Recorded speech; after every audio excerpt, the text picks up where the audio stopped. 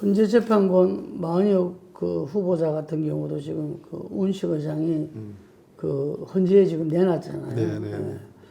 그런 판결들이 빨리 좀 나와주면 좋겠네요. 지금 헌재에서 우원식 의장께서 했던 이 권한쟁의 심판의 변론기를 22일 날인가 그렇게 잡았고요.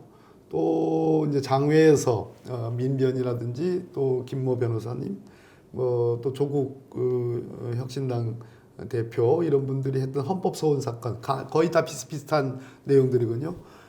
그 사안도 신속하게 심리한다고 지금 돼 있어서 마은혁 재판관의 일종의 그 보충 그거는 저는 뭐 이달 말이면 저는 결론이 날 거라고 생각합니다. 예. 지금 그 현재 이 헌법재판소의 그 탄핵 결정 예. 어느 정도로 시기를 예상하십니까? 박근혜 대통령 때는 변론 준비 기일 2번 그리고 변론 기일 17번 이렇게 했거든요. 예. 근데 현재 윤석열 탄핵과 관련해서는 변론 준비 기일 2번으로 끝냈고요. 오늘이 변론 기일인데 오늘 윤석열 이제 피청구인이 출석하지 않는 바람에 공전이 됐고 4분 만에 끝났습니다. 그리고 내일 모레 2차 변론 기일이 있고 그때는 안 나와도 진행을 하거든요. 그리고 지금 정해져 있는 게 21일, 23일 다음 주에 2번 매주 2번씩 하는데 그 다음 주는 연휴가 계속 진행되잖아요. 그래서 2월 4일까지 5번 변론 기일을 헌재가 예고를 했습니다. 예, 그렇죠. 제 생각에는 2월 4일 이후에 마지막 이제 최종 종결을 해가지고 이 탄핵 심판서를 쓰는데도 한 일주일 내지 열흘 정도 걸리거든요. 그러면 2월 4일 기준으로 해서 주에 2번씩 한 4번 더 하면 대체로 10번 정도 변론 기일이면 저는 끝날 가능성이 높다고 보고 그러면 2월 말 정도면 저는 파면 선고가 날 거라고 2월 말쯤에 예측을 하고 또 뭐 있습니다. 이렇게 마지막 쓰는데 또 시간 걸린다면서요. 예, 그거 쓰는데 이제 합의하고 뭐 예, 하니까 3월 달에는 되겠네요. 저는 2월 말이면 선고 날 수 있다고 봐요. 그렇게 가야 된다고 생각합니다. 늦어도 3월 달에는 되겠네요. 예. 그러면 5, 6월 일부분들이 뭐 현실화될 수 5, 6월 조기 대선이 뭐 4월 30일부터 5월까지는 조기 대선 가능성이 높죠. 그래서 설 이후에는 국힘도 바뀌지 않을까. 예. 왜냐하면은 이제 조기 대선이 가까울수록 네. 언제까지 저기 그 윤석열. 윤과 저 예, 보수 거구 예. 세력 품에만 있을 수는 없지 않겠어요? 예. 예. 그래서 지금 각종 여론조사에 보면 조기 네. 대선의 이 후보들을 계속 묶고 있어요. 예. 그럼 가장 큰 특징이 이재명 대표가 압도적으로 1위로 네. 여러 후보들 다 모아도 가장 이렇게 많은 지지율이 나오고 있고 민주당에서는 뭐 75% 이상으로 압도적으로 나오는데 네. 어떻습니까? 이 흐름이 계속 가리라 보십니까? 지금 대표님 예상도 저도 그렇고 4월에서 5월 선거인데 앞으로 4개월 뒤잖아요. 예. 아무리 한국 사회의 그 변수들이 작용을 하고 그것이 뭐 어떤 흐름을 바꿀 그런 사례들이 아무리 빨라도 그 4개월 안에 그런 변수들이 가능할까요? 저는 큰 변수는 있지 않다 이렇게 생각합니다.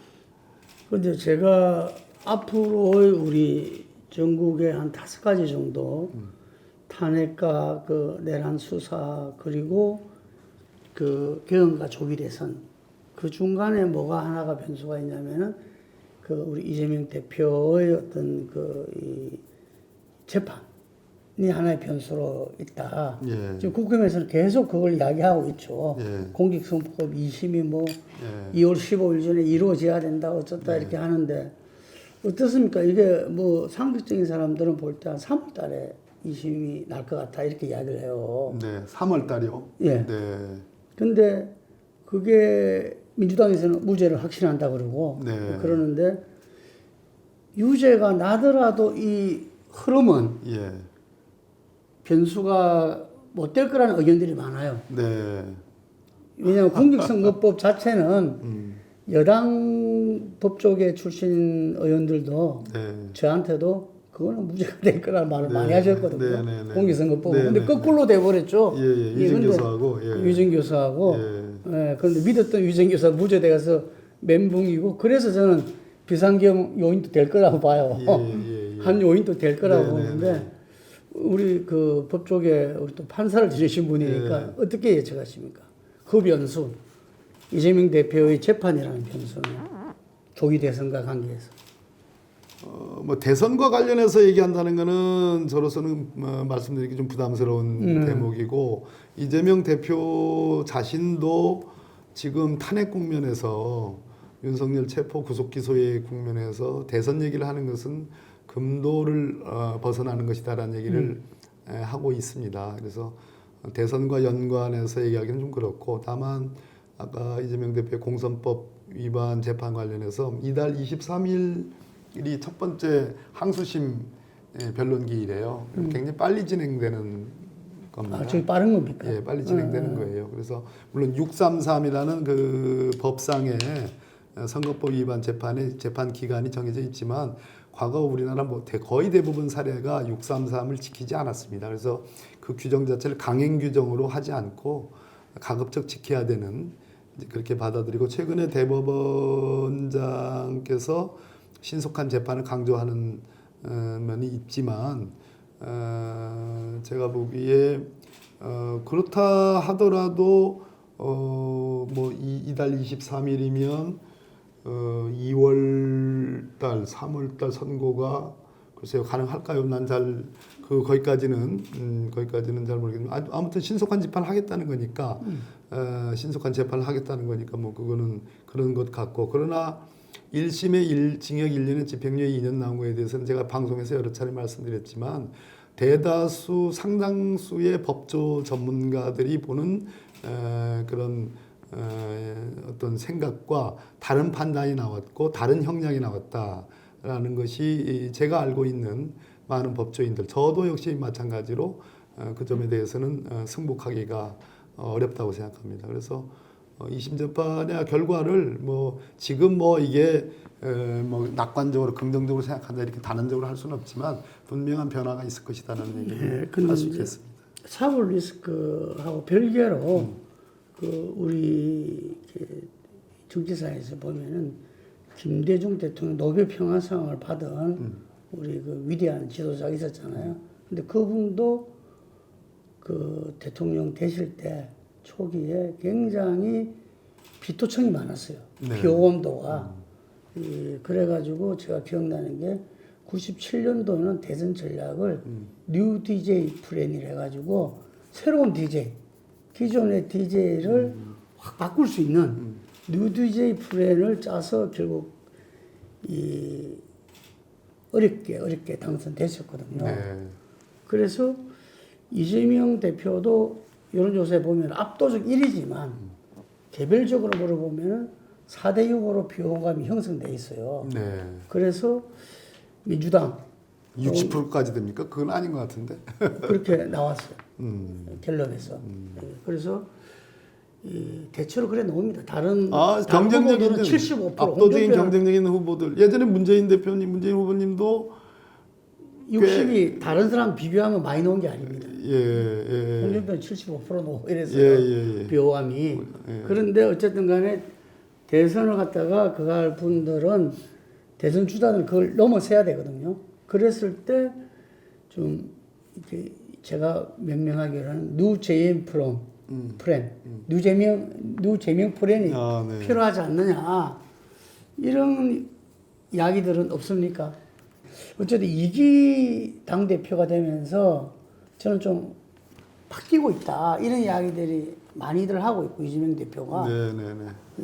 그래서 여러 가지 세금 문제라든지 이런 문제에서도 좀 전향적인 정책을 쓰고 있잖아요. 실용적 민생 정책에 대한 깊은 천착이 있죠. 중도층에 대해서 좀 이렇게 폭넓게 가져가려고. 그건 어떻게 평가하십니까? 그거는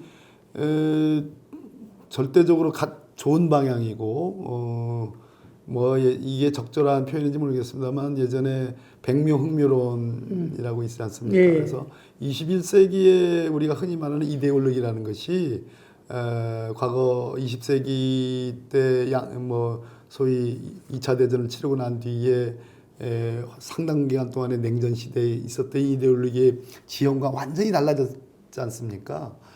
그런 속에서 지금 전 세계적인 경제 위기, 뭐 코로나를 극복하는가 했더니 세계적인 전쟁들이 지금 벌어지고 미국의 소위 신보호주의 같은 거 속에서 또 미중 간의 패권 어떤 경쟁, 뭐 그런 속에서 한국 경제도 더 어려워지고 있는 상황인데 거기서 가장 큰 피해를 본 것은 역시 서민과 중산층들 아니겠어요? 그런 측면에서 어떤 이데올로기에 어떤 근거한 어떤 경제 정책, 민생 정책의 선택의 수를 좁히는 것은 굉장히 하지하 책이고 선택의 수를 가능한 많이 넓혀서 어쨌든 국민에게 실용적으로 도움이 되는 정책을 취하는 것은 굉장히 중요한 일이다 이렇게 생각이 듭니다. 근데 이재명 대표하면 우리가 이제 대표적인 정책이 기본소득 이렇게 네네네. 알고 있지 않습니까? 네네네. 그거 충돌되는 느낌 없습니까? 중산층 중시하는 이런 여러 가지 정책의 좀 변화. 말 그대로 기본은 이제 베이스니까 베이스를 잘 탄탄하게 잘 깔아야지 뭐든지 그 위에서 토대 위에 새로운 정책들, 새로운 전개들이 이제 가능해지는 측면이 있겠죠. 예, 얼마든지 함께 할 수 있다. 가능합니다. 가능하다고 보신다 이거죠. 개헌 또 노코멘트. 아니 개헌 문제에 아니죠. 대해서는 정확한 제 견해를 갖고 있습니다. 예. 지금은 탄핵 국면이고 거기에 윤석열 피의자에 대해서 엄정한 법적 법률적 응징을 해야 되는 국면인데 그래서 우리가 원튼 원치 않든 조기 대선이 치러지는 것은 명약관한 그런 상황입니다. 그러나 지금 현재 개헌을 통해서 이 탄핵의 문제를 해결하자라는 일각의 주장에 대해서는 반대고요. 그것은 자칫 이 탄핵이라는 엄중한 헌법재판의 논점들을 흐리게 할 수 있는 요소로 작용한다. 그러나 한국 사회에서 우리가 오늘 대표님하고 저하고 논의하는 과정에서 친일적인 문제, 그것이 정말 극우적인 그러한 주장들, 그것이 반공으로 이렇게 포장돼서 국민의 어떤 통합이랄까, 새로운 어떤 대한민국 사회의 어떤 진전을 저해하는 요소로 작용하는 이런 상황에서 개헌이라는 문제는 훨씬 더 열어놓고 국민 통합적 관점에서 저는 거론하고 시도해 볼 필요가 있다고 보는 거죠. 그럼 그 현실적으로는 이 논의 출발은 실제 개헌의 어떤 진전은 조기 대선 이유가 될 수밖에 없는데. 원튼 원치 않든 다음 대선의 주요 아젠다로 차기 조기 대선의 아젠다로 작용할 겁니다. 그러니까 그거는 첫째 이 권력 분립의 지금 권력 분립의 원칙이 훼손된 것이 내란이거든요.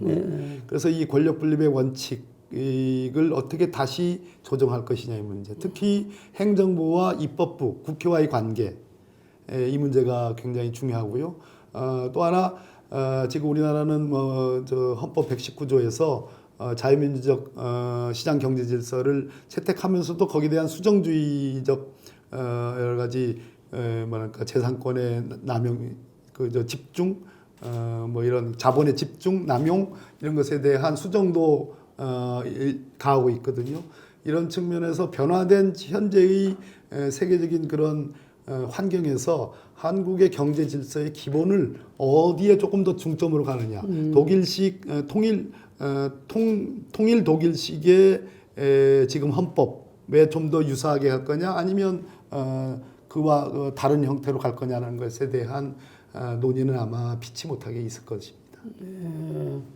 그리고 뭐 여러 가지로 그냥 뭐 대통령 집중제냐, 의원 내각제냐, 그것을 가미한 뭐 이원 집행 문제냐, 이런 권력 구조의 문제 차원을 넘어서 소위 이 토지나 부동산에 관한 문제, 그 정책들, 또는 자본의 집중과 남용에 관한 문제를 어떻게 할 거냐, 그리고 이번에 예상하지 못했던 이렇게 뭐 헌법을 위반하는 내란죄가 장렬하고 그 속에서 헌법기관들이 순식간에 무력화될 수 있는 그런 가능성을 어떻게 미리미리 차단할 거냐.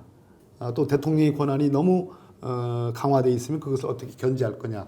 뭐 이런 등등의 논점들이 있겠죠. 근데 역대 대통령 선거에서 대통령 그걸 다 내걸었는데 당선되고 나서 실행을 낼 국민들이 있었어요. 이번에도 역시 대선에서 그 아젠다는 될 것인데 예. 실행력은 또 보장할 수가 없잖아요. 대통령이 되면 또 생각이 바뀌나요? 감사드리고요. 마지막으로 한 말씀이 국민들한테 네. 좀 열심히 우리가 네. 일상에서 일하고 있으면은 네네. 아까 말한 탄핵이든지 뭐든지 좀 희망을 좀 주셔야 될 것 같아. 아까 제가 급성 간염에서 만성 간염으로 갖고 있는 국민의힘 얘기를 했는데 마이크 보시고 조금 답답하시더라도 오늘도 기차를 타고 이렇게 출퇴근하면서 많은 국민들이 오히려 저를 힘내라고 격려해 주시는 그런 시민들을 많이 만났습니다. 조금 답답하시더라도 조금만 기다려 주시면 이 국면에서 가장 중요한 윤석열 탄핵과 체포 집행, 구속 기소, 재판이라는 이 양대 축에서 국민 여러분들에게 시원한 그런 효능감 있는 결론이 좀 날 거라고 생각합니다. 조금만 참아 주십시오. 최선을 다하겠습니다.